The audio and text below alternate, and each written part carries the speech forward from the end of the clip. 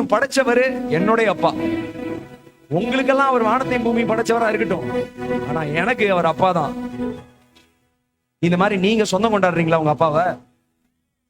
நான் சொல்றேன், என்னைக்கு கிறிஸ்தவ வாழ்க்கை மாறும்னா அவரை நீங்க அப்பாவை பார்த்தா மட்டும்தான் மாறும், இல்லைன்னா மாறாதுங்க. இதை நான் தைரியமா சொல்லுவேன், 1000 தடவை நான் திரும்பி சொல்லுவேன், எங்க வேணா ஏறி சொல்லுவேன். ஆமா, அவர் சர்வ வல்லமையுடைய தெய்வம். ஆமா, அவருடைய சத்தம் கேதுரு மரங்களை எல்லாத்தையும் முறிக்கும். அவர் வல்லமை நிறைந்தவர் தான். இருந்தாலும் எனக்கு அவர் அப்பா. எத்தனை பேர் அவர் விசுவாசிக்கிறீங்க? ஹல்லேலூயா. எத்தனை பேர் இப்பதான் வார்த்தைக்கு நேராவே போறோம்? கண்டிப்பா 1 மணிக்குள்ள முடிச்சிடுறேன். ஓ, இது எப்படிப்பட்ட கும்பல் தெரியுமா? முடிச்சுதான் பாரு, முடிச்சிருவியான்னு பாப்போம். அந்த மாதிரி உட்காந்துக்கிறீங்களே நீங்க. நேரா போய் ஸ்பீக்கர் ஆஃப் பண்ணிடுவீங்களோ? அவர் தம்பி நம்ம ஆளுதான், பாத்துக்கலாம். நீங்க எந்திரிச்சு போனாலும் வெளியே கதவை சாத்திடுவாங்க. சோ பாத்துக்கோங்க. நீங்க நல்லா இருந்தீங்கன்னா சீக்கிரம் முடிச்சிடுறேன். நல்லா இல்லைன்னா நாளைக்கு சனிக்கிழமை தானே, பொறுமையா முடிப்போம். எத்தனை பேர் ஆமீன் சொல்றீங்க? ஏன்னா யூஸ்வலா வெள்ளிக்கிழமை தானே முழு இரவு ஜெபம் எல்லாம் வைப்பாங்க. ஆக்சுவலா என்னை முழு இரவு ஜெபத்துக்கு தான் கூப்பிட்டாங்க. ஏன்னா மாலை கூட்டத்துக்கு கூப்பிடல. எதுவுமே ஒர்க் அவுட் ஆக மாட்டேங்குது. நான் நேரம் ஆண்டுடைய வார்த்தைக்கு நேரம் கடந்து போறேன். எல்லாம் பைபிள் இருந்தா 1 ராஜாக்கள் 19ஆம் அதிகாரத்துக்கு திருப்பிக் கொள்ளுங்க. 1 ராஜாக்கள் 19ஆம் அதிகாரம். 1 ராஜாக்கள் 19ஆம் அதிகாரம். 1 ராஜாக்கள் புதிய ஏற்பாட்டுல 750வது பக்கத்துல இருக்குங்க.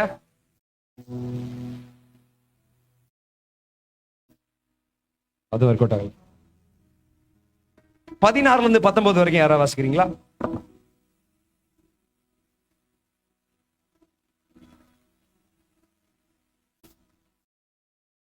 ஒன்று ராஜாக்கள் 19 16ல இருந்து 19.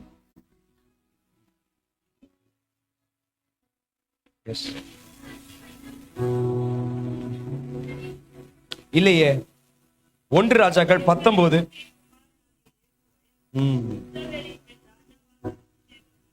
எஸ்.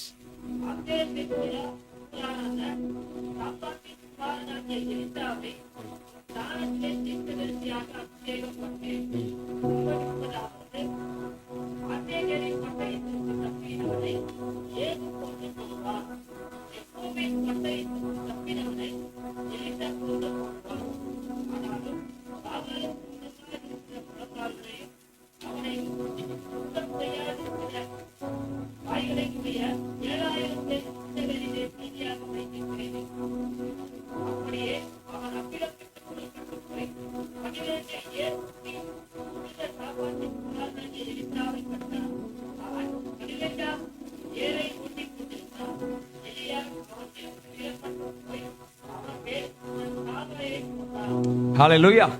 எத்தனை பேர் இந்த பகுதியை கவனிச்சீங்கன்னு தெரியல. நீங்க எல்லாரும் கவனிச்சிருப்பீங்க, நான் விசுவாசிக்கிறேன். இங்க பாருங்க, எலிசா பழைய ஏற்பாடுல ரொம்ப முக்கியமான ஒரு ஆள்.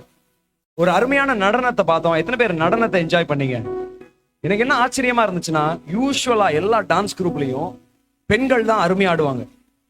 பெண்களை தான் சென்டர்ல போடுவாங்க.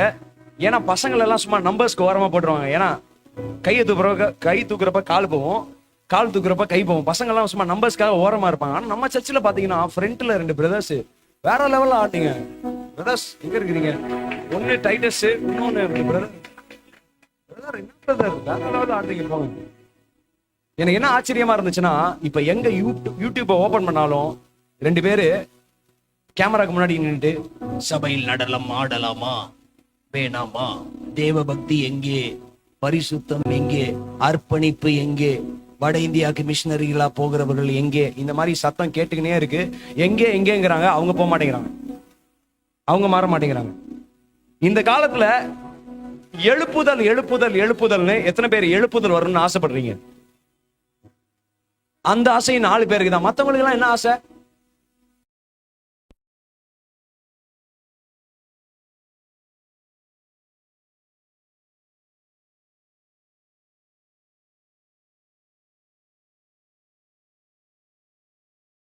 ஹல்லேலூயா அப்படின்னு இருப்பீங்க. ஏன்னா உங்கள் தனிப்பட்ட அது வாக்குத்தத்தம். எழுப்புதல்னு நினைக்கிறப்போ உடனே உங்களுக்கு மனசுல வர காரியம் என்னன்னா, நார்த் இந்தியா. ஆமாவா இல்லைங்களா?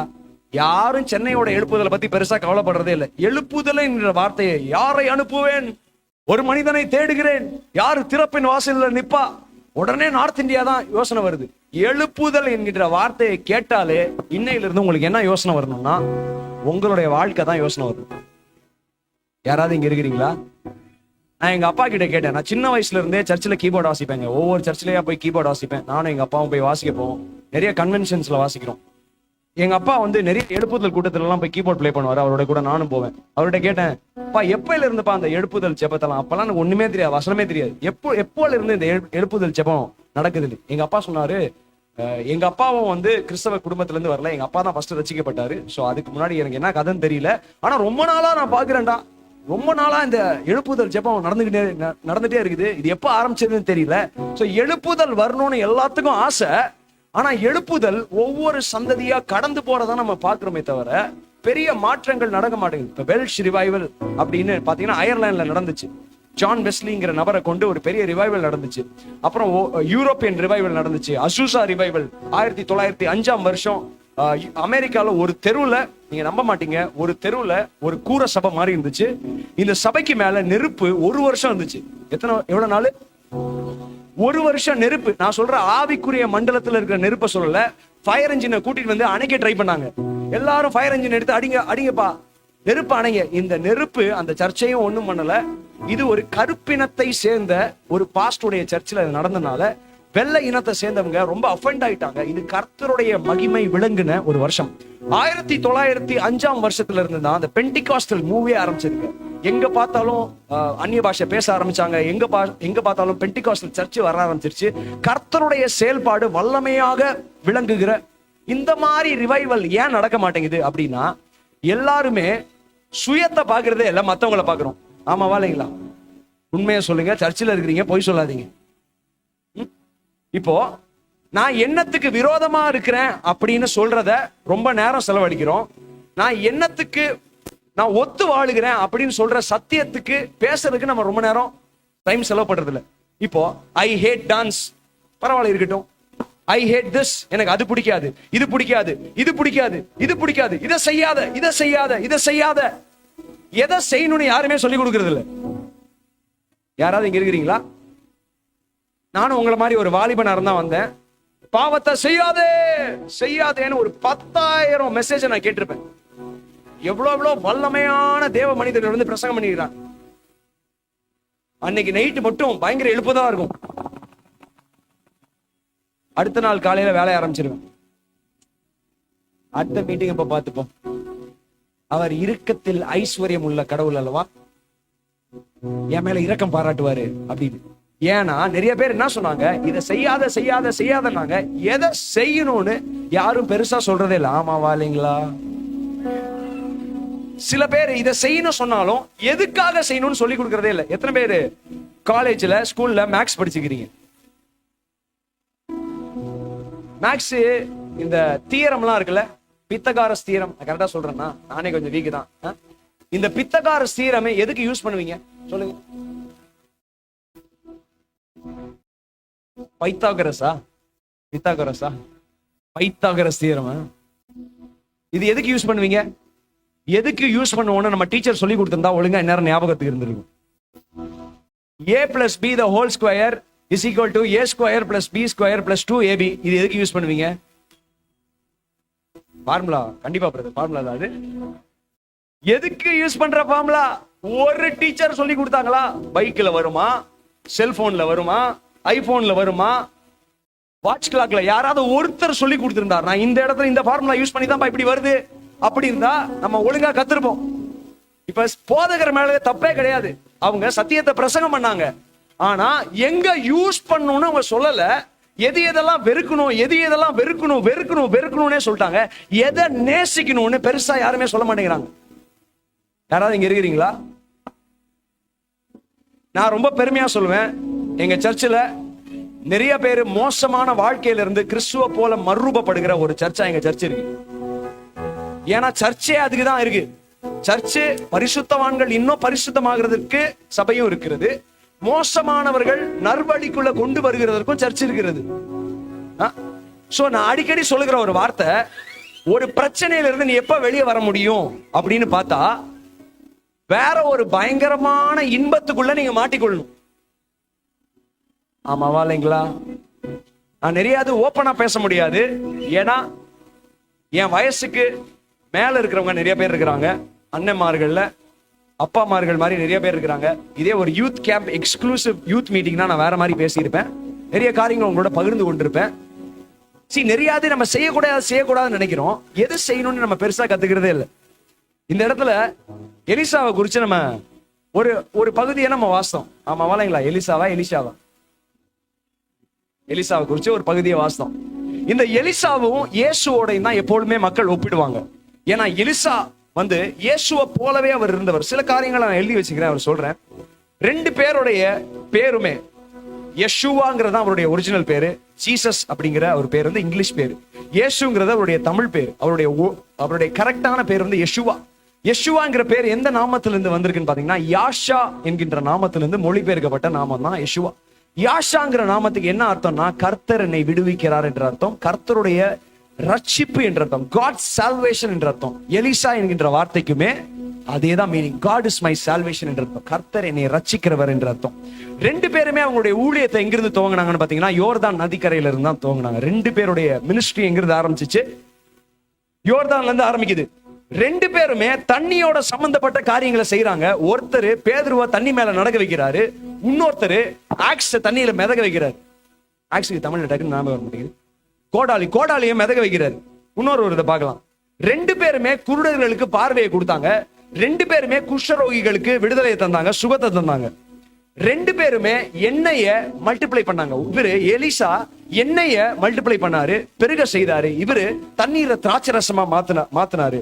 2 பேருமே ஆகாரத்தை பெருக செஞ்சாங்க. 2 பேருடைய வேலைக்காரர்களும் 2 பேருக்கும் ஒரே வீக்னஸ். என்ன வீக்னஸ் சொல்லுங்க? டப்ஸ். எலிசாவோட வேலைக்காரனுக்கும் காசுல வீக்கு. தலைவரோட டிசிபிள் பேர் என்ன? சீஷனோட பேர் என்ன? யூதாஸ். அவருக்கு என்ன வீக்கு? 2 பேருக்கும் பணத்துல வீக்கு. 2 பேரும் மரிச்சு போறாங்க. ஆனா இதுல ஒரு பெரிய வித்தியாசம் இருக்கு. எலிசா வியாதிப்பட்டு மரிக்கிறார். எலியா மாதிரி வல்லமையான ஒரு மரணம் கிடையாது. எலியா மரிக்கவே இல்லை. எலியா மேல எடுத்துக்கொள்ளப்பட்டாரு. எலிசாவுடைய மரணம் வியாதிப்பட்டு மறைக்கிறாரு. ஆனா இயேசுவும் மரிச்சாரு. ஏன்? இயேசு எலியாவை காட்டிலும் பெரியவர். எலியா மரிக்கவே இல்லை பாத்தீங்களா? ஆனா இயேசு மரிச்சாரு. மரிக்கிறது மேட்டர் இல்ல, மரித்து உயிரோட எழும்புகிற சகாப்தம் தான் ரொம்ப முக்கியமா இருக்கிறது. எத்தனை பேர் விசுவாசிக்கிறீங்க? 3ஆம் நாள் அவர் மறுபடி உயிரோட எழும்புகிறாரு. எலிசா இறந்து போயிட்டாருங்க. கிட்டத்தட்ட 1 வருஷம் ஆச்சு. 1 வருஷம் சடலத்தை அடக்கம் பண்ணிட்டாங்க. அங்க ஒரு ஆர்மியில இருக்கிறவன் ஒருத்தன் மரித்து போயிட்டான். அவனுடைய சடலத்தை தூக்கிட்டு வராங்க. சடலத்தை எடுத்து அந்த எலிசாவோட சடலத்துக்கு மேல தவறி விழுகிறது. தவறி விழுந்தோன்னு என்ன நடக்குது? எலிசாவோட எலும்பு பட்டு மரித்தோர்கள் மறுபடி உயிரோட எழுந்தது போல நம்ம எல்லாம் பாவத்துக்கு மரித்து போயிருந்தோம், அக்கிரமத்துல மரித்து போயிருந்தோம். ஒருத்தருடைய மரணத்தினால நம்ம எல்லாம் மறுபடி உயிரோட எழும்பி இருக்கிறோம். எத்தனை பேர் விசுவாசிக்கிறீங்க? நிறைய பேருக்கு இதுக்கு சந்தோஷமே வர மாட்டேங்குது. மத்த மதத்தெல்லாம் எடுத்துக்கிட்டீங்கன்னா, எனக்கு இந்து நண்பர்களை ரொம்ப பிடிக்கும், இஸ்லாமிய நண்பர்களை ரொம்ப பிடிக்கும். ஏன்னா நம்மளை விட தேவ பக்தி அவங்களுக்கு அதிகம். ஆமாவா இல்லைங்களா? ஒத்துப்பீங்களா? ஒத்துக்க மாட்டீங்களா? என் ரூம்மேட், காலேஜ்ல ஒரு ரூம்மேட் இருந்தான். அவன் எல்லா கெட்ட பழக்கம் இருக்கும். ஆனா சபரிமலைக்கு மாலை போடுவான் பாருங்க, எல்லாத்தையும் விட்டுருவாங்க. டக்குன்னு நினைச்சாப்புல விட்டுருவான். விட்டுட்டு என்கிட்ட சொல்லுவான், நீ கறி சாப்பிடக்கூடாது. நான் சொன்னேன், டேய் என்கிட்ட என்ன வேணா சொல்லு, ஆனா கறி மட்டும் சாப்பிடாம இருக்க சொல்லாது. நான் வாழ்றதே சாப்பிட்றதுக்கு தான் வாழ்றேன், அதுவும் இறைச்சி சாப்பிட்றதுக்கு தான் நான் வாழ்றேன். தயவு செய்து இது மட்டும் பண்ணாத அப்படின்னு. ஏன்னா அவன்லாம் அவ்வளோ பக்தி. அதே மாதிரி இஸ்லாமிய நண்பர்கள் எடுத்துக்கலாம். அவங்க இந்த ரமலான் டைம்ல எச்சி கூட முழுங்க கூடாது. ஸோ அவங்களுடைய பள்ளி வாசல்ல சில காரியங்களை சொல்லி கொடுப்பாங்க. எப்படி எச்சில் ஊறாம இருக்கிறதுக்கு அவங்களுக்கு ஒரு ட்ரில் இருக்கு. நமக்கெல்லாம் எச்சி ஊறுது இல்ல, நம்ம நாக்கு எப்பவுமே வெட்டா இருக்கு. ஏன்னா எச்சி ஊறுகிறது.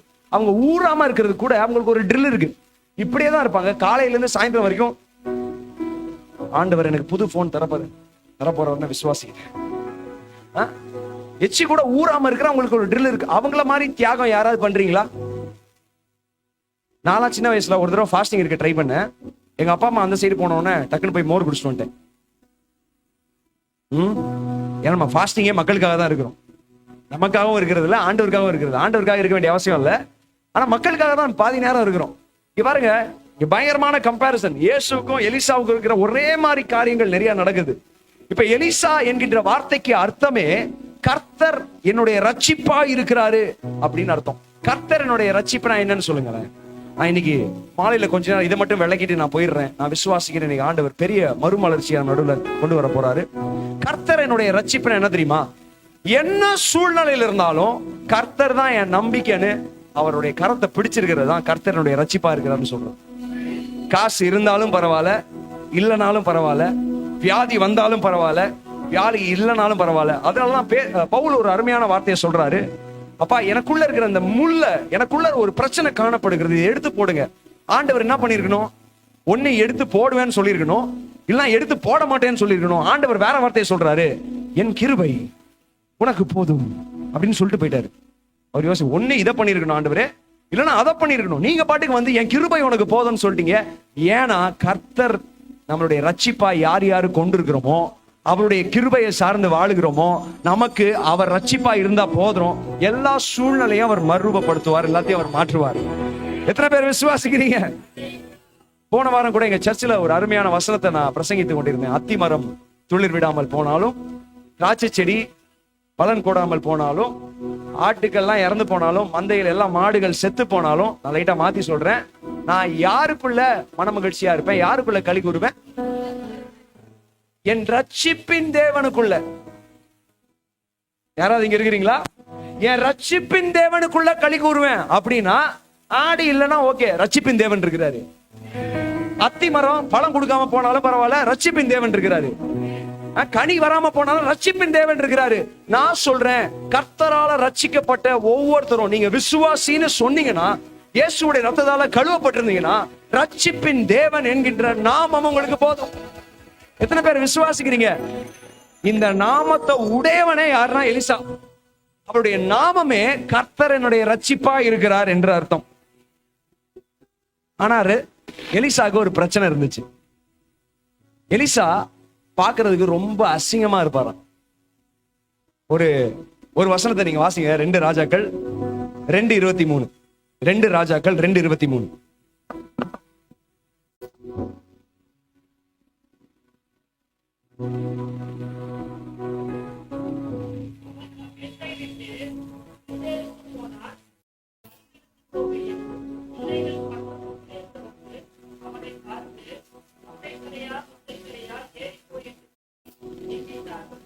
ஓகே, எத்தனை பேர் உங்களுடைய வாழ்க்கையில வழுக்கையா இருக்கிற ஆட்களை பார்த்துருக்கீங்க? அது தவறே கிடையாது.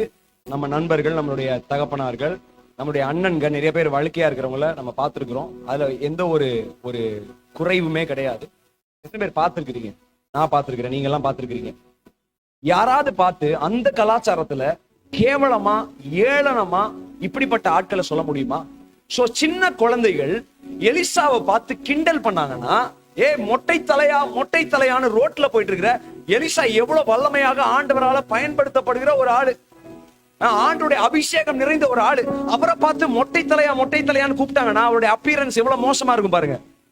யூத ரபிகள், யூத வேதத்தை எல்லாம் வாசிக்கிறவங்க அவங்க சொல்றாங்க, எலிசாவுக்கு புருவம் கூட இருக்காதான். என்ன இருக்காதுங்க? புருவம் இல்லாதவங்க எல்லாம் யாரு தெரியுமா? அந்த கேன்சர் பேஷண்ட்ஸ் கீமோதெரபி பண்ணாங்கன்னா அவங்களுக்கு எல்லாம் முடியும் கொட்டி போயிரும் பாத்தீங்களா? புருவம் இல்லாம இருப்பாங்க, கையில முடி இல்லாம இருப்பாங்க. அந்த மாதிரி ஒரு தோற்றத்தை உடைய ஒரு நபர் தான் எலிசா. அவர் பாக்குறதுக்கெல்லாம் அழகா இல்லைங்க. இப்போ எலியாவை பத்தி சொல்லி இருக்கிறது, எலியா எப்படிப்பட்ட ஆளாம்? பயங்கர தைரியமான ஆளாம், பயங்கர பலமானா, கைகள் ஃபுல்லும் முடியா இருக்கணும் வசனத்துல கூட வாசிக்கிறோம். he was a very strong man. ஆனா எலிசா அப்படி கிடையாது. அவர் பாக்குறதுக்கு ரொம்ப மோசமான அப்பியரன்ஸ்ல ரொம்ப மோசமா இருக்கிற ஒரு ஆளு தான். அது மாத்திரம் இல்லாம 2 ராஜாக்கள் 13:14 வாசிங்க. 13:14. 2 ராஜாக்கள் 13:14.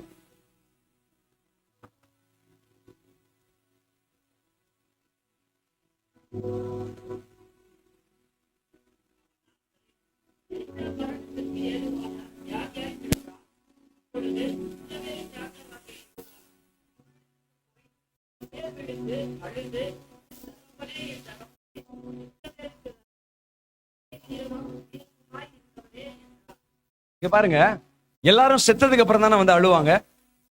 ஆமாவா இல்லைங்களா? ஒப்பாரியப்பா மாதிரிலாம். நீங்க வெளிநாட்டுல இருந்து வந்தனால அந்த மாதிரி சத்தம்லாம் உங்களுக்கு தெரியாது. நான் மட்டும் தான் சென்னையில இருந்து வந்திருக்கிறேன். ஸோ நீங்கெல்லாம் நேரா வேற கிரகத்துல இருந்து வந்தனால இந்த மாதிரி சத்தத்தெல்லாம் நீங்க கேட்டுக்க மாட்டீங்க. பரவாயில்ல, இருக்கட்டும். நான் மட்டும் தான் அம்பத்தூர்ல இருந்து வந்திருக்கிறேன், இருக்கட்டும். சோ செத்ததுக்கு அப்புறம் தான் எல்லாம் அழுவாங்க. இங்க சாகிறதுக்கு முன்னாடி எலிசா கிட்ட வந்து அழுகுறாங்க. ஏன்னா அவ்வளவு மோசமான வியாதிப்பட்டு இருக்கிற ஒரு தேவனால வல்லமையாக பயன்படுத்தப்பட்ட ஒரு தேவ மனுஷன். பாருங்க, பைபிள் சொல்லுகிறது எலியாவாது 7 அற்புதத்தை செஞ்சாரு, எலிசா 14 அற்புதத்தை செஞ்சாரு. டபுள் மடங்கு போர்ஷன், டபுள் போர்ஷன் அனாயிண்டிங். வேற லெவல் மகிமை உடையவர், வேற லெவல் அபிஷேகத்தை உடையவர். ஆனா பாருங்க, அவருடைய சரீரத்துல ஒரு விதமான வியாதி. இந்த வியாதி அவரை எங்க கொண்டு போய் விட்டதுன்னா மரணத்துக்கு கொண்டு போய் விட்டது. அவ்வளவு மோசமான வியாதி. இப்போ எலிசாவை குறிச்சு சொல்லப்பட்டிருக்கிற அதே பகுதிக்கு நம்ம போலாம். 1 ராஜாக்கள் 19 வசனத்தை நம்ம வாசிக்கலாம். 19 வசனம்.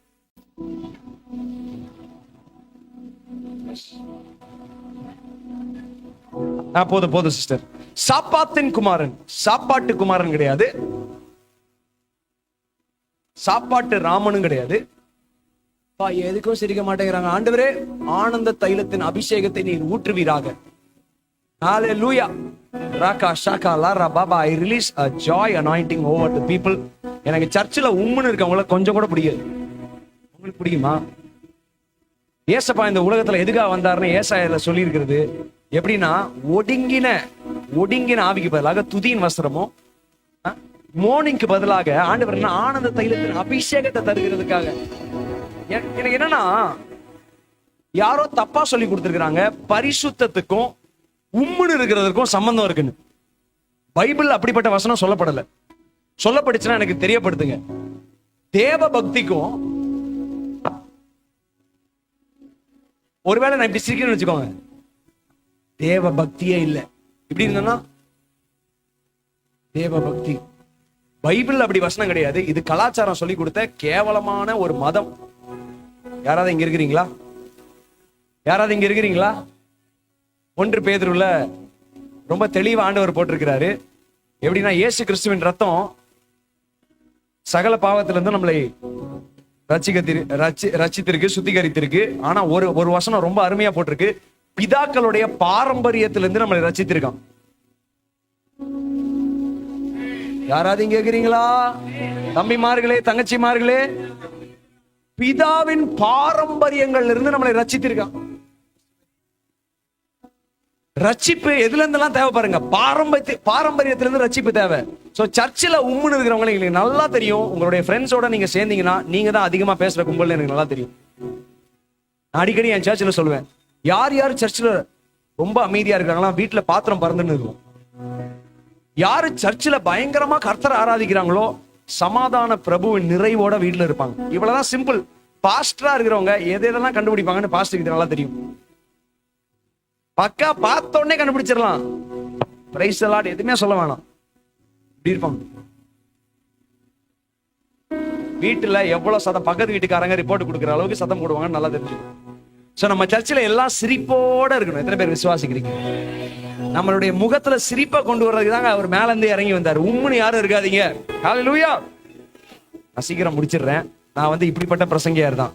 நான் பாயிண்ட் படி 5 பாயிண்ட் பிரசங்கம் பண்ணிட்டு அப்படி போற பிரசங்கியார் கிடையாது. நான் தீர்க்க தரிசன வார்த்தையை உங்களுடைய வாழ்க்கைக்குள்ள நான் விதைக்காம போகவே மாட்டேன்.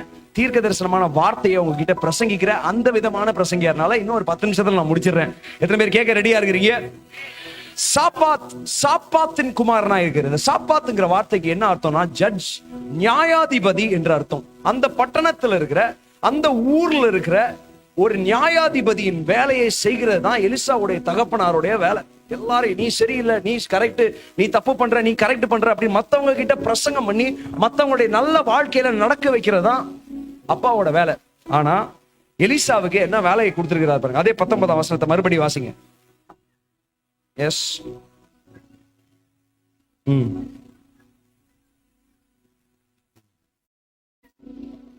போதும். பாருங்க, ஏறு உழுகிறதற்கு அந்த கலாச்சாரத்துல மகன்களை அனுப்ப மாட்டாங்க, சர்வன்ஸ் தான், அடிமைகளை தான் அனுப்புவாங்க.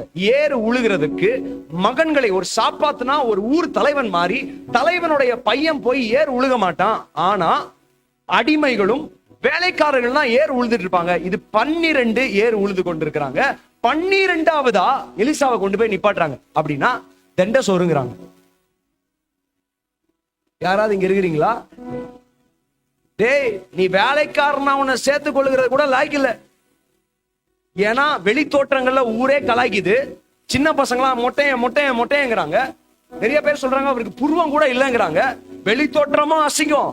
அவருக்கு ஒரு வியாதியும் இருக்கு. அப்படின்னா சாகிறதுக்கு முன்னாடியே செத்த மாதிரி எல்லாரும் வந்து அழுக வந்துட்டாங்க. அந்த மாதிரி வியாதி அவருக்கு ரொம்ப நாளா இருந்திருக்கு.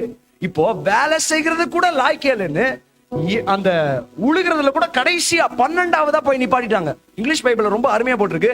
there were 11 oxes before him. அப்படின்னா அவனுக்கு முன்னாடி 11 ஏர்கள் இருந்துச்சாம். உடனே ஏர்கள்னு சொல்றப்போ நம்ம ஒரு கலாச்சாரத்தின்படி ஏர்கள் எப்படி உழுகப்படும்? இப்படி உழுகப்படும். ஆமாவா இல்லைங்களா? 1 2 3 4. ஆனா அவங்க ஒரு கலாச்சாரத்துல இப்படி இருக்காது, இப்படி இருக்கும். அதனால வசனம் போட்டிருக்கு 12ஆவதா பின்னாடி நின்னான். எத்தனை பேர் இங்க இருக்கிறீங்க? அது உழுகிறது கூட நீ லாய்க்கே இல்ல, வேலைக்காரனா இல்ல, இருக்கிறது கூட லாய்க்கே இல்லைன்னு ஒதுக்குன ஒரு நபர் தான் எலிசா. ஆனா பேர் எப்படி? கர்த்தருடைய ரட்சிப்பு. சில பேர் செல்வின்னு பேர் வச்சிருப்பாங்க, வீட்டுல காசே இருக்காது. எங்க அம்மா பேரும் செல்விதான். சில பேர் என்ன தெரியுமா? புகழேந்தி அப்படின்னு வச்சிருப்பாங்க, பேரை டேமேஜ் பண்ணி வச்சிருப்பாங்க. இயேசுதாசன் வச்சிருப்பாங்க, வேற எதுக்கோ தாசா இருப்பாரு அவரு. பாத்துக்கிறீங்களா? பைபிள்ல தான் அவன் பேர் எப்படி இருக்கிறானோ அதே போல அவன் இருக்கிறான். ஆனா இந்த உலகத்துல பார்த்தா அந்த பேருக்கு முரண்பாடா தான் இருக்கிறாங்க. அதே மாதிரிதான் எலிசாவோட வாழ்க்கையில பாக்குறோம். பேர் என்ன? கர்த்தரனுடைய ரட்சிப்பு. ஆனா நடக்கிற காரியம் பாருங்க, தகப்பனாரால தள்ளப்படுறாரு, ஊர் மக்கள்லாம் கேவலப்படுத்துறாங்க. ஆனா டைம் வந்துருச்சுங்க. பக்கத்துல திரும்பி பார்த்து சொல்லுங்க, டைம் வந்துருச்சு. டைம் ஆயிடுச்சு, எனக்கு தெரியும் டைம் ஆயிடுச்சுன்னு. ஆனா நீங்க டைம் வந்துருச்சுன்னு சொல்லுங்க, சத்தமா சொல்லுங்க, டைம் வந்துருச்சு. ஒவ்வொன்றுக்கும் ஒவ்வொரு காலம் இருக்கும் பாத்தீங்களா? இந்த செப்டம்பர் 5ஆம் தேதி ஆண்டவர் ஏற்கனவே முன்குறிச்சு வச்சிருக்கிறாரு. ஒரு தீர்க்க தரிசன வார்த்தையை உங்கள் மேல பிரசங்கிக்கிறதற்காக, உங்களுடைய வாழ்க்கையில பிரசங்கிக்கிறதற்காக கர்த்தர் ஏற்கனவே என்ன முன்குறித்து அழைத்து வந்திருக்கிறாரு. இது ஒரு ஆக்சிடென்ட் கிடையாது, இது தற்செயலாக நடக்கிற ஒரு காரியம் கிடையாது. ஆண்டுடைய வார்த்தையை எத்தனை பேர் பெற்றுக்கொள்ள ரெடியா இருக்கிறீங்க? ஆண்டுடைய கிருபையால ஆண்டவர் எனக்கு நிறைய தீர்க்க தரிசன வரத்தெல்லாம் ஆண்டவர் எனக்கு தந்திருக்கிறாரு. பசங்க தான் சாட்சி. எங்க சர்ச்சில் நிறைய நேம் காலிங்ஸ் இருக்கும், நிறைய வியாதிகள் மறையும், பேரை கூப்பிடுவோம். இன்ஃபேக்ட் ஒரு சிஸ்டர் வந்து வீட்டு அட்ரஸ் கூப்பிட்டேன், அதுக்கப்புறம் சர்ச்சுக்கு ரெகுலரா வர ஆரம்பிச்சிட்டாங்க. ஆண்டுடைய கிருபையினால ஆண்டவருடைய ஆவின் கண்கள்லாம் திறந்திருக்கிறாரு. நான் விசுவாசிக்கிறேன். நான் பேர்லாம் நீங்க கூப்பிட போறதில்லை, ஆனா வசனத்தை விட ஒரு பெரிய தீர்க்க தரிசனமான வார்த்தை எதுவுமே கிடையாது. நான் விசுவாசிக்கிறேன். இந்த வார்த்தையை நீங்க உள் வாங்குறப்போ இந்த வார்த்தையிலிருந்து வல்லமையாக கர்த்தருடைய செயல்பாடு உங்களுடைய வாழ்க்கையில கிரியை செய்யுங்கிறதுல எனக்கு சந்தேகமே கிடையாது. நீங்க விசுவாசிக்கிறீங்களா? நீங்க விசுவாசிக்கிறீங்களா? பாருங்க, 12ஆவதா இருக்கிறாரு. 12ஆவதா எதுக்குமே யூஸ் இல்லாத ஒரு ஆளா பின்னாடி நிக்கிறாரு. அது முக்கியம் இல்ல. அதுக்கு முன்னாடி வசனம் பாத்தீங்கன்னா 7000 பேரு பாகால் கடவுளை வணங்காத தீர்க்கதரிசிகள் 7000 பேர் இருந்தாங்க. சோ எலிசா யாரோட போட்டி போடுறாரு தெரியுமா? 7000 பேரோட போட்டி போடுறாரு அடுத்த எலியாவா மாறுறதுக்கு. யாராவது இங்க இருக்கிறீங்களா? போட்டி யாரு? எல்லா ஞானத்தையும் பெற்றவர்களோட, பலனை பெற்றவர்களோட, கிருபை பெற்றவர்களோட, வரங்களை பெற்றவர்களோட, தனியாளா குறைவோட 7000 பேருக்கு நடுவுல இவர் தனியா நின்றுகிறாரு. யாராவது இருக்கிறீங்களா? ஆனா எலியா பார்த்தாரு, வேணாம் சால்வையை கட்டுறாரு. நான் டெமான்ஸ்ட்ரேட் பண்ணலாம் நினைச்சேன், வேணாம். அவருடைய சால்வையை கட்டுறாரு. ஃபர்ஸ்ட் ஏர் இருந்துச்சு, விட்டாரு. செகண்ட் ஏரு, தேர்ட் ஏரு, 4வது ஏரு வீட்டுக்கு போயிடுச்சு. 5வது ஏரு, 6வது ஏரு, 7வது ஏரு, 8வது ஏரு, 9வது ஏரு, 10வது ஏரு, 11வது ஏரு, 12வது ஏரு. நான் இந்த பிரதர் இங்க இருக்கிறத நான் பார்க்கவே இல்லை, என் கண்ணில் எனக்கு தெரியவும் இல்லை. ஏன்னா அவ்வளவு தூரத்துல இவர் உட்காந்துருக்கிறார். பரவாயில்ல உட்காருங்க. ஆனா யாருமே பார்க்கலையே அப்படின்னு நினைக்கிற உங்கள் மேல ஆண்டவர் அவருடைய கண்களை பதிய வச்சுக்கிறாரு. எத்தனை பேர் இங்க இருக்கிறீங்க? என்னையெல்லாம் யாராவது பார்ப்பாங்களா, என்னை யாராவது நேசிப்பாங்களா அப்படின்லாம் நீங்க நினைச்சீங்கன்னா ஆண்டவருடைய கண்கள் உங்கள் மேல நோக்கி கொண்டே இருக்கிறது. சோ எலியாவனுடைய கண்கள் 7000 பேர் மேல விழுகலங்க. 7000 பேர், யோசிச்சு பாருங்க, ஒரு எக்ஸாமுக்கு 7000 பேர் போட்டிடுறாங்க. 7000 பேர் மேல விழாத கண்ணு, குறைவோடு இருக்கிற, எல்லாருனாலையும் புறக்கணிக்கப்பட்டிருக்கிற ஒரு எலிசா மேல எலியாவின் கண்கள் வந்து விழுகிறது. நேரா சால்வையை கழட்டுறாரு, கழட்டி எடுத்து எலிசா மேல போடுறாரு. இப்ப எலிசாக்கு என்ன சொல்றேன்னே தெரியல. இந்த சால்வை எதுக்கு, நான்லாம் என்ன பாருங்க. அதனாலதான் ஆண்டவர் ஒடுங்கின ஆவியை எடுத்து விட்டு துதியின் வஸ்திரத்தை ஆண்டவர் உங்களுக்கு போட்டிருக்கிறாரு. ரட்சிப்பு என்கின்ற வஸ்திரத்தினால இங்க இருக்கிற ஒவ்வொருத்தரையும் ஆண்டவர் உடுத்தி இருக்கிறாரு. He clothed us with salvation. ரட்சிப்பு என்கின்ற வஸ்திரத்தை கொண்டு ஆண்டவர் ஒவ்வொருத்தரையும் உடுத்தி வைத்திருக்கிறாரு. கர்த்தர் உங்களுடைய ரட்சிப்பா மாறுகிறப்போ உங்களுடைய பலவீனங்கள்லாம் மத்தவங்களுடைய பார்வைக்கு முன்னாடி தான் பலவீனமா தெரியும். ஆனா என்னுடைய நேசருக்கு முன்னாடி உங்களுடைய பலவீனத்துல அவருடைய பலன் பூரணமாய் விளங்கும். யாராவது தம்பி தங்கச்சி எனக்கு படிப்பு வரல அப்படின்னீங்கன்னா ஒரு காலேஜ் பிரின்சிபலா கர்த்தர் உங்களை உயர்த்துவார். மேல இருக்கிற அப்பா பயங்கர குசுமான ஆளு தெரியுமா? நான் ஒரு கேள்வி கேட்கிறேன். நான் இதுக்கு முன்னாடி ரொம்ப பெரிய தாடி வச்சிருப்பேங்க. இப்பெல்லாம் தாடி கொஞ்சம் ட்ரிம் பண்ணிக்கிறேன், மனைவி சொன்னனால. இதுக்கு முன்னாடி பெரிய தாடி வச்சிருப்பேன். யாராவது குழந்தைங்களை போய் தூக்கலான்னு நான் போனேன்னு வச்சுக்கோங்களேன், குழந்தைங்க என்னை பார்த்து அலறி ஓடும். நான் செல்லமா கொஞ்சலான்னு கொஞ்சம் தூக்க போவேனா உடனே எல்லாமே ஓடும்.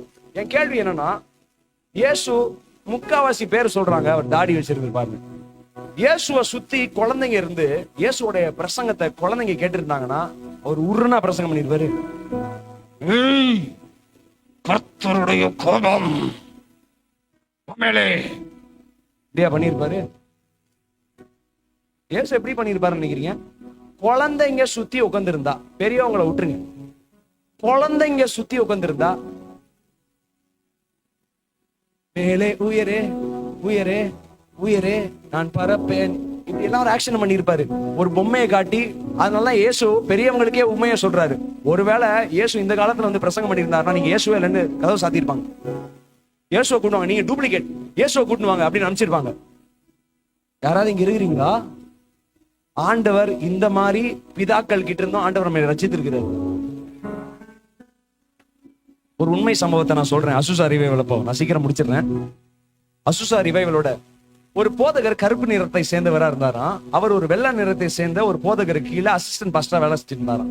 கொஞ்ச நாளுக்கு அப்புறம் அந்த இனவெறி ரொம்ப அதிகமாயிருச்சான் யுஎஸ்ஏல.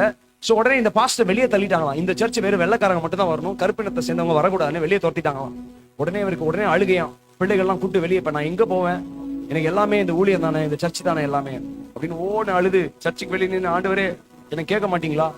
உடனே பக்கத்துல ஹோலி ஸ்பிரிட் பக்கத்துல காதுல வந்து சொன்னாராம், கேட்கறேன்டா நல்லா, ஆண்டவரே இங்கதான் இருக்கிறீங்களா? ஆமாண்டா, உன்னைய மட்டும் துரத்துல என்னையும் துரத்திட்டாங்க. சர்ச்சில் நான் இல்ல, வேற யாரும் இருக்கிறாங்க. யாருக்காவது புரியுதா நான் சொல்றது? சம்டைம்ஸ் நம்ம ஆண்டவர் இல்லாம கூட நம்ம ஊழியம் பண்ணலாம், கர்த்தருடைய பிரசனம் இல்லாம கூட ஊழியம் பண்ணலாம். அதுல இருந்து கூட ஆண்டவர் நம்மை ரட்சித்ததனால ஆண்டவர் கொஞ்சம் கரங்களை தட்டுங்க. கிருபையாக ஆண்டவர் நம்மள கண்களை திறந்துருக்கிறாரு, உங்க ரட்சிப்பை தந்துக்கிறாரு. ஹல்லேலூயா. பாருங்க, இவனுடைய கண்ணு வந்து நேரா எலிசா மேல விழுகுதுங்க. எலிசா மேல விழுந்த உடனே எலிசாவு கிட்ட இருந்து ஒரு காரியத்தை, அருமையான காரியத்தை நம்ம கத்துக்கலாம். 20ஆம் வசனத்தை வாசிங்க.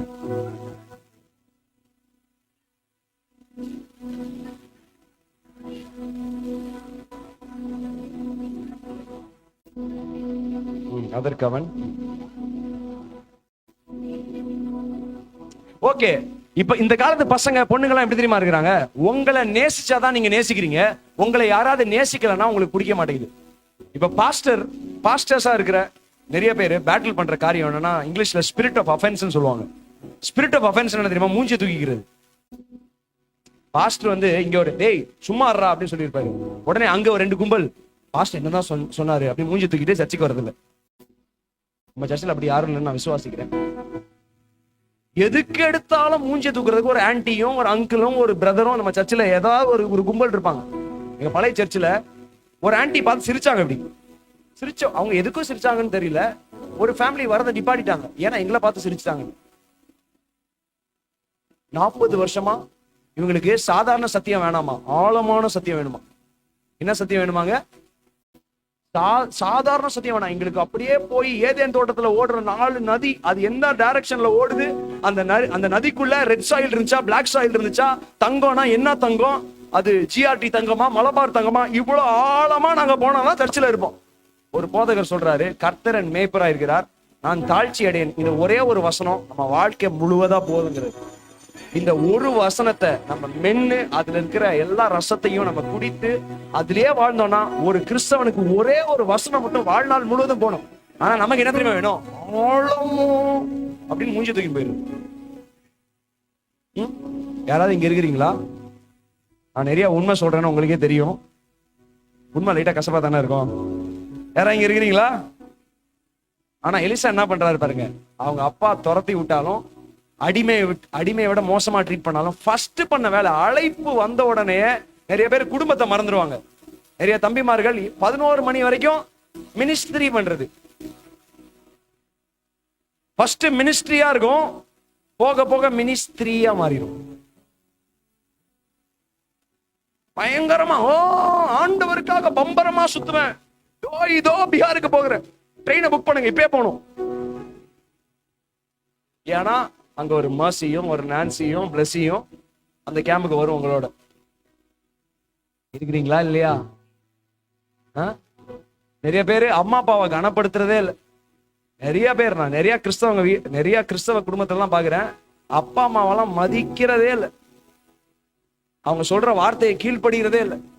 என்ன தெரியுமா இப்ப புதுசா என்ன தெரியுமா, நான் ஊழியம் பண்ண போறேன்னு அப்பா அம்மாவை கனப்படுத்தாம இருக்கிறது. அப்படிப்பட்ட ஊழியமே உங்களுக்கு வேணாம்.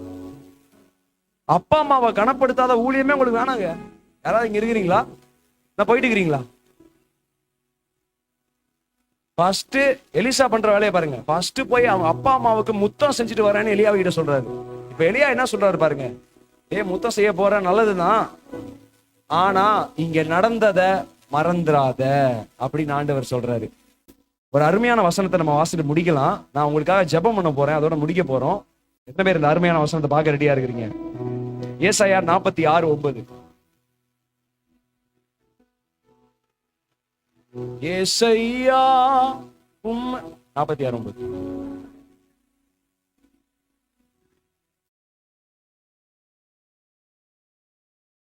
ஓகே, இதே ஏசாயா வேற ஒரு வசனம் சொல்லுகிறது, முந்தினவைகளை நினைக்க வேணாம், பூர்வமானவைகளை சிந்திக்க வேணாம், இதோ நான் உங்களுக்கு ஒரு புதிய காரியத்தை செய்யறேன்னு சொல்றாரு. ஆனா இந்த வசனம் என்ன சொல்லிருக்குமா? மறுபடி வாசிமா. பூர்வ காலத்துல நடந்ததை நினைங்க. இங்க பாருங்க, நீங்க ரட்சிக்கப்பட்ட நாளை ஒவ்வொரு நாளும் நீங்க நினைக்கணும். கிறிஸ்துவின் மேல இருந்த ஆதி அன்பை ஒவ்வொரு நாளும் நினைக்கணும். எந்த ரூம்ல ஆண்டவர் உங்களை தொட்டாரு, நீங்க எப்ப அந்நிய பாஷையை பெற்றீங்க, எப்ப கர்த்தருடைய ஒரு பயங்கரமான என்கவுண்டர் நடந்துச்சு, நீங்க சிஸ்டர்ஸா சேர்ந்து ஜெபம் பண்றப்ப ஆண்டவர் செஞ்ச அற்புதம், காசு இல்லாம இருந்தப்போ கர்த்தர் எப்படி அற்புதத்தை செஞ்சாரு, எப்படி விடுதலையை பண்ணாருன்னு கர்த்தர் செய்த நன்மைகளை நீங்க நினைக்கணும்.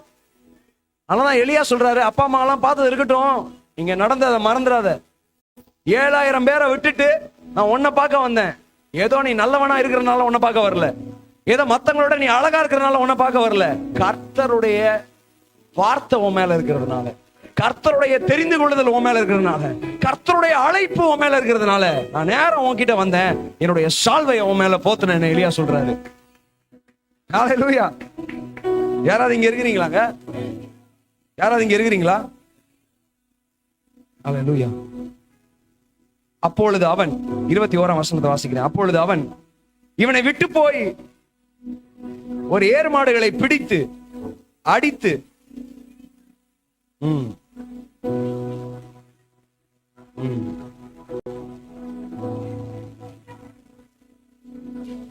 இங்க பாருங்க, இவ்வளவு நாள் எலிசாக்கு இருந்த சொத்தை என்ன தெரியுமா? அவனுடைய ஏறு மாடுதான். அவன் செஞ்ச ஒரே வேலை அந்த ஏறு விழுகிறது தான். அவனுக்குன்னு சொந்தமான ஒரு ஏறு மாடு, அவனுக்குன்னு சொந்தமான ஒரு கேட்டில். அவன் பண்ண வேலை என்னன்னா, அவங்க அப்பா அம்மாவை பார்க்க போனா, அப்பா அம்மாவை கனம் பண்ண போனா. செகண்ட், ஆண்டவர் செய்த நன்மைகளை அவன் மறந்து போகல. ஆண்டவர் செய்த நன்மைகளை நீ நினைவு கூர்ந்து மறுபடி வான்னு எலியா சொன்ன வார்த்தையை அவன் கீழ்ப்படிச்சான். மூணாவது, பழைய மேட்ர, பழைய கடைய இழுத்து சாத்தனான். யாராவது இருக்கிறீங்களா? உங்களுக்கு போன் தான் பிரச்சனைனா இனிமேல் போனை தொடாதீங்க. உங்களுக்கு காசு தான் பிரச்சனைனா காசு ஹேண்டில் பண்றத உங்க மனைவி கிட்டயோ, உங்க அக்கா கிட்டயோ, தங்கச்சி கிட்டயோ, அப்பா அம்மா கிட்டயோ கொடுத்துருங்க. யாராவது இங்க இருக்கிறீங்களா? உங்களுக்கு உடைதான் பிரச்சனையா இருக்கு, இந்த உடனாலதான் பிரச்சனை இருக்குன்னா ஒரே சட்டை ட்ரெஸ்ஸே போடுங்க. சில பேர் சாப்பாட்டு ராமன்கள் இருக்கிறாங்க. எலிசாவோட அப்பா சாப்பாட்டு சொல்லல, உண்மையாலுமே சாப்பாட்டு ராமன்கள். இவங்க போய் வகை வகையா கண்டதை போய் சாப்பிட்டாதான் அவங்களுக்கு மனசுக்கு நிம்மதியா இருக்கும். கம்முன்னு வீட்டுல இருக்கிறத உங்க அம்மா கொடுக்கறத ஒரு முயற்சி செய்து நீங்க சாப்பிட ஆரம்பிங்க. நீங்க பாருங்க, ஆண்டவர் சொல்றாரு, சாத்தானை பாக்குறப்போ சில இடத்துல எதிர்த்து நில்லு, சில இடத்துல என்ன தெரியுமா சொல்றாரு, ஓடி இருங்கிற. யாராவது இங்க இருக்கிறீங்களா? சில பேர் என்ன பண்ணுவோம், அதெல்லாம் நான் மேற்கொள்வேன், அவர் என்னோடு இருந்தால் ஒரு சேனைக்குள் பாய்வேன், அவர் என்னோடு இருந்தால் ஒரு மதிலை தாண்டுவேன். அவன் உங்களை தாண்டிடுவான், அவன் உங்களுக்குள்ள பாஞ்சிருவான். யாராவது இங்க இருக்கிறீங்களா? ஃபர்ஸ்ட் என்ன பண்ணும், அந்த மாட்டை வெட்டி அதை அவிச்சு சாப்பிடணும். இவ்வளவு நாளா அவங்களை பிடிச்சி வச்சிட்டு இருந்துச்சுல அழைப்புக்கு விரோதமா. பாருங்க, அழைப்பு வந்ததுக்கு அப்புறம் தான் பொறுப்பெல்லாம் ரொம்ப வரும். கர்த்தர் உங்களை தெரிஞ்சு கொண்டதுக்கு அப்புறம் தான் ஐயோ வேலை ரொம்ப பயங்கர முக்கியமாச்சே, அப்பா அம்மா ரொம்ப முக்கியமாச்சே. ஆனா எலிசா என்ன பண்றாரு, மாட்டை ஃபர்ஸ்ட் வெட்டி மாட்டை சமைக்கிறாரு, மாட்டை சாப்பிடுறாரு. ஏன் தெரியுமா மாட்டை வெட்டி சமைச்சாரு? இனிமேல் மறுபடி ஒரு நாள் கூட காசு இல்லாம இருந்தாலும், அழைப்பே என்னை விட்டு போனாலும், மறுபடி இந்த மாட்டு வேலைக்கு நான் திரும்பி வர மாட்டேன்னு மாட்டை சமைச்சு சாப்பிடுறாரு. ஹல்லேலூயா. பாருங்க, நான் நிறைய அடிமைத்தனத்துல நான் பிடிபட்டு இருந்தேங்க. நிறைய அடிமைத்தனத்துல. பசங்களா தங்கச்சிமார்களா, இந்த காலத்துல டிசைனா அடிமைத்தனம் வருது. அந்த காலத்துல பார்த்தா நான் போதை பழக்கத்துக்கு அடிமையா இருந்தேன், சிகரெட் பிடிக்கிறதுக்கு அடிமையா இருந்தேன், சாராயத்துக்கு அடிமையா இருந்தேன். இந்த 3 டைட்டில் தான் இருக்கும். இப்போ கண்டதுக்கெல்லாம் அடிமையா இருக்கிறாங்க. அன்னைக்கு என் ஃப்ரெண்டு யூஎஸ்ஏல இருக்கிறான், அவங்ககிட்ட நான் வீடியோ காலில் பேசிட்டு இருந்தேன். அவங்க பொண்ணு ஸ்கூல்ல போய் சேர்க்க போயிருக்கிறான். சேர்க்க போறப்போ அவங்க ஸ்கூல் டீச்சர் சொன்னாங்களாம், இன்னைக்கு நீ பொண்ணு மாதிரி ஃபீல் பண்ணினா நீ பொண்ணா இருந்துக்கோ, இன்னைக்கு நீ பையன் மாதிரி ஃபீல் பண்ணினா பையனா இருந்துக்கோ. டேய் என்னடா சொல்லி கொடுக்குறாங்க ஸ்கூல்ல? வசனம் நமக்கு என்னடா சொல்லி கொடுக்குது, இவங்க என்னடா சொல்லி கொடுக்குறாங்க? ஃபர்ஸ்ட் ஸ்கூல்ல நிப்பாட்டுட்டாச்சு. அங்க ஒரு எதிர்த்து நிக்க வேணாம், இல்ல ஆண்டவருக்காக ஒரு சாட்சியாக இந்த பள்ளிக்கூடத்துல நான் வாழ்ந்து காட்டுவேன், ஒன்னும் பண்ண வேணாம். அந்த ஸ்கூல்ல இருந்து நிப்பாட்டிட்டு வேற ஸ்கூலுக்கு போங்க. யாராவது இங்க இருக்கிறீங்களாங்க? அதனால வசனமே சொல்லிருச்சே, சில சாத்தானுடைய செயல்பாடுகள்லாம் நீங்க விட்டு ஓடணும். அந்த இடத்துல எதிர்த்து நின்று இருக்காதீங்க. உங்க பழைய மேட்டர்லாம் இன்னையோட இழுத்து மூடுங்க. நான் போனோகிராஃபி அடிக்டா ரொம்ப வருஷமா இருந்தேன். சின்ன வயசுல இருந்து ஆபாச காரியங்கள்லாம் பாக்குறதுல பயங்கரமான அடிக்டா இருந்தேன். நான் தான் ஏற்கனவே சொன்னேன், எங்க சர்ச்சில் பெண்டிகாஸ்டல் சர்ச்சு தான், எல்லாரும் என்ன பார்த்து கை தட்டுவாங்க. ஐசக் வாசித்த உடனே பரலோகம் இறங்குச்சு அப்படிம்பாங்க. ஐசக் வாசித்த உடனே ஐயோ அற்புதங்கள் நடக்கிறது. ஆனா எனக்குள்ள நீ எல்லா பாஸ்டரையும் ஏமாத்துற, எல்லா சபையாரையும் ஏமாத்துற, எல்லாரையும் லூசு நினைச்சுனுக்கிற, எனக்கு தெரியும் நீ என்ன பண்ற அப்படி. நான் ரொம்ப நாளா ஸ்ட்ரகிள் பண்ணுவேங்க, எப்படியாவது வெளியே வந்துடணும், எப்படியாவது வாழ்க்கை மாறிடாதா. நானும் ஒப்பு கொடுப்பேன், ஆல்டர் பெயர்ல நிற்பேன், உண்மையாலுமே அழுவேன். எனக்கு அந்நிய பாஷையில் வரம் கிடைச்சிருந்துச்சு, நான் ஆண்டவர் அந்நிய பாஷையில ஆராதிப்பேன், கர்த்தரை துதிப்பேன், நான் வர்ஷிப் லீட் பண்ணுவேன். ஆனா எனக்குள்ள ஒரு பயங்கரமான எம்டினஸ் இருக்கு. யாருக்குமே எனக்கு விடுதலை தர மாட்டாங்களா? என் வாழ்க்கை இப்படியே முடிஞ்சிருமா? இதுதான் என் முடிவா இருக்குமா அப்படின்னு ரொம்ப நாளா நான் கதறினது உண்டு. அன்லெஸ் ஒன் பாயிண்ட், நான் அடிக்கடி நம்ம சர்ச்ல இருக்க தம்பிக்கு நான் போற யூத் மீட்டிங்லாம் சொல்லுவேன், தனிமை ரொம்ப மோசமானது. யாராவது இங்க இருக்கிறீங்களா? தங்கச்சிமார்களுக்கு சொல்லுவேன், தனிமை ரொம்ப மோசமானது. நீங்க பாட்டுக்கு தனியா உட்காந்து நான் ஜெயிச்சிருவேன், பரலோகத்துல இருந்து அக்கினி இறக்கிடுவேன்லாம் நிறைய பேர்னால முடியாது. 2 பேர்னால முடியும். ஏன்னா அவங்க சின்ன வயசுல இருந்தே செல்ஃப் டிசிப்ளின்ல பயங்கரமா இருப்பாங்க, நினைச்சதை பெர்ஃபெக்டா பண்ணுவாங்க, வார்த்தையின்படி வாழுவாங்க, அப்பா அம்மா பேச்ச பக்காவா கேட்பாங்க. அவங்களுக்கெல்லாம் பிரச்சனை இல்லை. இந்த குறும்பு பண்ற தங்கச்சிமார்களுக்கு நான் சொல்றேன், அந்த இடத்துல இருந்து நீங்க பெஸ்ட் எழுப்பி வாங்க. 38 வருஷமா ஒருத்தன் மூடவனா இருக்கிறான் பெதாஸ்தா குளத்துல. இயேசு கிறிஸ்து வந்திருந்தா என்ன பண்ணிருக்கணும்? ஃபர்ஸ்ட் கையை கொடுத்து தூக்கி விட்டுருக்கணும். ஆமாவா இல்லைங்களா? சுகம் பெற்றதுக்கு அப்புறம் அவர் கையை கொடுத்து தூக்கி விடல, படுக்கை எடுத்து சுருட்டி நடுறா. ஆண்டவரே 38 வருஷமா நம்ம ஆட்கள்லாம் டாய்லெட்டுக்கு போயிட்டு வந்தாலே காலு மறந்துரும், இப்படி வருவாங்க சில மாதிரி. 38 வருஷமா ஒருத்தன் முடவனா இருக்கிறான். ஆனா ஜீசஸ் பாருங்க உடனே குடுறக்காரர் மாதிரி பேசுறாரு, படுக்கையை எடுத்துக்கொண்டு நட. ஏன்னா சில காரியங்கள் நீங்க தான் பண்ணும். தங்கச்சிகளே, தம்பிகளே, அண்ணனே, அக்காவே, நிறைய அம்மாமார்கள் இருக்கீங்க, அப்பாமார்கள் இருக்கீங்க, நீங்க தான் சில ஸ்டெப் எடுக்கணும். அவர் உங்களுக்கு உதவி செய்வாரு, ஆனா நீங்க தான் நிறைய ஸ்டெப் எடுக்கணும். எலிசாவோட வாழ்க்கையில என்ன பாக்குறோம்? பழச வெட்டி சாப்பிட்டு முடிச்சிடறான். இனிமேல் நினைச்சா கூட அங்க போக முடியாது. அப்படி கர்த்தருடைய அழைப்புக்குள்ள இன்னைக்கு மாலை வேளையில யாராவது உங்களுடைய வாழ்க்கைய கொடுக்கணும்னு விருப்பப்பட்டீங்கன்னா, ஒருவேளை இயேசு கிறிஸ்து யாருன்னே தெரியல, என் ஃப்ரெண்டு என்ன கூட்டின்னு வந்தான், இல்ல சும்மா பாட்டுக்காக வந்தேன், இல்ல உங்களை யூடியூப்ல பாத்துருக்கிறேன், லோலோன்னு கத்தினுக்கிறீங்க, யார் பெத்த பிள்ளையோ, உங்க பாட்டை கேட்கலான்னு நான் வந்திருக்கிறேன் அப்படின்னு யாராவது வந்திருந்தீங்கன்னா, உங்களுடைய வாழ்க்கையை இயேசுக்காக கொடுக்கணும்னு விருப்பப்பட்டீங்கன்னா, இங்க பாருங்க, இயேசு அவருடைய கரங்களை நீட்டி உங்களை அழைக்கிறாரு. நான் ஆராதிக்கிற என்னுடைய அப்பா, அவர் மாதிரி ஒரு நல்லவரை பார்க்கவே முடியாது. நீங்க உங்க வாழ்க்கையில எவ்வளவோ நல்லவங்களை பார்த்திருக்கிறீங்க, அவங்க எல்லாம் 1% கூட இயேசுவின் நற்குணங்களுடைய 1% கூட பக்கத்துல வர முடியாது. அவ்வளோ நல்லவர். அதனால யோசபாத் ராஜா கிட்ட சொல்றாரு, இன்னைக்கு நைட்டு நீ ஒன்னும் போர் பண்ணாத, கர்த்தர் நல்லவர், அவருடைய கிருபை என்று உள்ளது நீ சொல்லிட்டே இரு, நான் உனக்கு யுத்தம் பண்றேன்னு சொல்றாரு. ஏன்னா அவர் நல்லவர்னு நீங்க சொல்ல சொல்ல அவருக்கு ரொம்ப பிடிக்கும். யாராவது இங்க இருக்கிறீங்களா? ஒருவேளை இந்த ஏசப்பா, நான் பிரசங்கம் பண்ணுகிற இந்த ஏசப்பா, எல்லாரும் விசுவாசிக்கிற இந்த ஏசப்பா உங்களுக்கு தேவை, இது வரைக்கும் உங்களுடைய வாழ்க்கையை அவருக்கு நீங்க கொடுக்கலன்னீங்கன்னா, you can give your life to Jesus. நீங்க உங்களை முன்னாடி வரணும்லாம் நான் சொல்ல மாட்டேன், கரங்களை தூக்கணும்னு கூட சொல்ல மாட்டேன். நீங்க இருக்கிற இடங்கள்ல அவர் உங்களுடைய சத்தத்தை கேட்கிறாரு. அவர் மெல்லிய சத்தத்தை கூட அவர் கேட்கிறாரு. இல்ல வாயை திறந்து கூட என்னால சொல்ல முடியலங்கிற நிலைமையில இருதயத்துல மட்டும், இருதய கதவை மட்டும் ஓபன் பண்ணீங்கன்னா போதும், அவர் உங்களுக்குள்ள வந்து நிரந்தரமா வசிக்க அவர் விருப்பப்படுகிறாரு. அப்படி யாராவது இருந்தீங்கன்னா, இந்த தருணம் அருமையான தருணம். எப்படி எலியாவின் கண்கள்ல எலிசாவுக்கு தயவு கிடைச்சதோ, அதே போல நம்ம எல்லாருடைய வாழ்க்கையும் அவருடைய கண்கள்ல தயவு பெற்ற வாழ்க்கையாக இருக்கிறது. எத்தனை பேர் அதை விசுவாசிக்கிறீங்க? இன்னொரு அழைப்பை நான் கொடுக்க விரும்புறேன். நிறைய பேரு ரட்சிக்கப்பட்டிருப்பீங்க, இயேசுக்காக வாழ்வீங்க, ஆனா இயேசுக்காக வைராக்கியமாக இயேசுடைய வல்லமையை சுமக்கிறவர்களாக நீங்க வாழணும்னு விருப்பப்பட்டீங்கன்னா, நீங்க மாத்திரம் ஒரே நிமிஷம் நீங்க முன்னாடி வாங்க. நான் ஒரு சின்ன ஊர்ல இருந்து வரேங்க, திருச்சி பக்கத்துல ஒரு சின்ன ஊர்ல இருந்து வரேன். எனக்கு தெரிஞ்சதெல்லாம் எங்க அம்மா பாட்டு பாடுவாங்க, அந்த அறையில நான் கீபோர்டு வாசிப்பேன். சின்ன ஃபேமிலி பிரேயர் செல்ல இருந்து ஆரம்பிச்ச என் வாழ்க்கை பயணம். அப்புறம் நிறைய போதகர்களுக்கு நான் மியூசிக் பண்ணியிருக்கிறேன். சென்னையில இருக்கிற எல்லா வர்ஷிப் லீடர்ஸ்க்கும் நான் தான் மியூசிக் பண்ணியிருக்கிறேன். ஆண்டவர் அது மாத்திரம் இல்லாம பல தேசங்களுக்கு என்ன அழைத்து கொண்டு போயிருக்கிறாரு. எந்த அளவுக்கு ஜெட் ஏர்வேஸ்ல ஒரு பிளாட்டினம் ஹோல்டரா மாற்றுகிற அளவுக்கு ஆண்டவர் என்ன உயர்த்தி வச்சுக்கிறாரு. இதுக்கெல்லாம் நான் தகுதியான ஆளே கிடையாது. என்னுடைய பழைய வாழ்க்கையில எவ்வளவு மோசமான வாழ்க்கையை நான் உங்களுக்கு சொன்னேன். ஆனா கர்த்தருடைய தொடுதல் வருகிறப்போ, கர்த்தருடைய அழைப்பு உங்களுடைய வாழ்க்கையில வருகிறப்போ, உங்களை வேற எங்கேயோ கொண்டு போவாரு.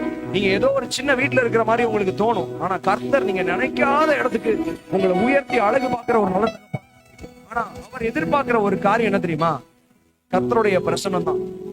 யார் யார் உங்களுடைய வாழ்க்கைய அவருடைய கரங்கள்ல முழுவதும் கொடுப்பேன்னு விருப்பப்பட்டீங்கன்னா, நீங்க மட்டும் முன்னாடி வாங்க. இல்லைன்னா அவருடைய ஊழியத்திற்காக உங்களை அர்ப்பணிக்கிறேன் அப்படின்னு நீங்க சொல்றவங்க யாராவது இருந்தீங்கன்னா, இல்லைன்னா ஆண்டவரால வல்லமையாக பயன்படுத்தப்படுகிற ஒரு பாடல் ஆசிரியராக நான் மாறணும், ஒரு ஆராதனை வீரராக மாறணும், கர்த்தருடைய வார்த்தையை பிரசங்கிக்கிறவனா நான் மாறணும்னு விருப்பப்பட்டீங்கன்னா, you can just come forward. ஆண்டவர் உங்களை தொட போறாரு. God loves you brother. நீங்க முன்னாடி வாங்க. கர்த்தருடைய தொடுதல் உங்க மேல வருகிறது. சீக்கிரம் ஜெபம் பண்ணி 5 நிமிஷத்துல முடிக்கலாம். கர்த்தருடைய வல்லமை உங்கள் மேல வரப்போகிறது. இன்னொரு அழைப்பை நான் வைக்கிறேன். யார் யார் ஆண்டவரால வல்லமையாக பயன்படுத்தப்படணும்னு விருப்பப்பட்டாலும் நீங்க வாங்க. இப்ப பாருங்க, வல்லமையா பயன்படுத்தப்படுகிறதுனா ஸ்டேஜ்ல மைக்க புடிச்சிட்டு பேசுறது மாத்திரம் கிடையாது. பெசலேலுக்குள்ள வைக்கப்பட்டிருக்கிற அழைப்பு என்னன்னா, உடன்படிக்கை பெட்டியை செய்கிறதா அவனுடைய அழைப்பு. அவனுக்குள்ள சொல்லப்பட்டிருக்கு, அறிவையும் ஆற்றலையும் அருளுகிற ஆவி அவனுக்குள்ள வந்துச்சு. The spirit of wisdom and knowledge அவனுக்குள்ள வந்தது. யோசுவாவின் அழைப்பு ஒரு பெரிய லீடர் ஆகிறது தான் யோசுவாவோட அழைப்பு. அதே ஆவி இயேசுக்குள்ள ஊற்றப்பட்டது. ஆனா இயேசு கிறிஸ்து நமக்கு பரிகாரியாக, நமக்கு ரட்சகராக மாறினார். ஒவ்வொருத்தருக்கும் ஒரு அழைப்பு இருக்கு. ஆனா நீங்க மகிமையாக அவருடைய ஊழியத்தை செய்யணும்னு விருப்பப்பட்டீங்கன்னா, நீங்க ஃப்ரண்ட்ல வாங்க. கர்த்தர் உங்களை தொட போகிறாரு. நீங்க மியூசிக் வாசிக்கிறவங்களா இருந்தா கூட பரவாயில்ல, நீங்க பின்னாடி அஷரிங் வேலை செய்யறவங்களா இருந்தாலும் பரவாயில்ல, உதவி செய்கிற வேலையை செஞ்சாலும் பரவாயில்ல, நீங்க வாங்க, சீக்கிரம் வாங்க. உங்களுக்காக நான் ஜெபம் பண்ண போறேன். கர்த்தர் உங்களை தொட போகிறாரு. ஷகரா பாபா ரபாலா ரசிக்க ரபாசு. சீக்கிரம் வாங்க, நம்ம டக்குனு முடிச்சிடலாம் 5 நிமிஷத்துல. கர்த்தருடைய வல்லமை உங்கள் மேல இறங்க போகிறது. ஷியா தெரே மலா ராத்திரியா பபாபா. நீங்க உங்களை பார்க்க வேண்டிய அவசியம் இல்லை, நீங்க அவரை பார்த்தா போதும். உங்கள் நிலைமையை பார்க்க வேண்டிய அவசியம் இல்லை, இயேசு கிறிஸ்துவை பார்த்தா போதும். கர்த்தருடைய வல்லமை இந்த இடத்துல வெளியரங்கமாக போகிறது. கர்த்தருடைய